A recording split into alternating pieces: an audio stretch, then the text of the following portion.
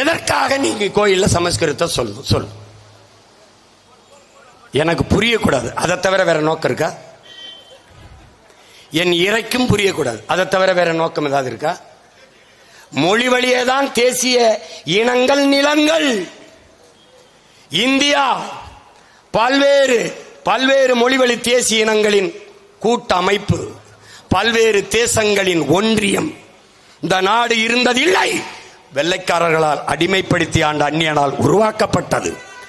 இந்திய நாட்டின் தேசிய ஒருமைப்பாடு என்பதே வெள்ளைக்காரன் கத்தி முனையில், துப்பாக்கி முனையில் உருவாக்கப்பட்டது ஒன்று என்றுதான் மார்க்ஸ் சொல்கிறார். இந்தியாவின் வரலாறு என்பது என்ன? வரலாறு என்பது என்ன? அந்நியர்கள்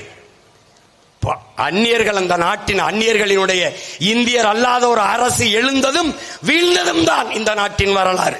முகலாயர்கள் எத்தனை முறை வந்தார்கள், பானிபட்டு போர் எவ்வளவு நடந்தது, இந்த மாதிரி கதைகள் தான் இங்கே வரலாறு. இவனுக்கென்று நமக்கென்று என்ன வரலாறு இருக்கு? ஒன்றும் இல்லை.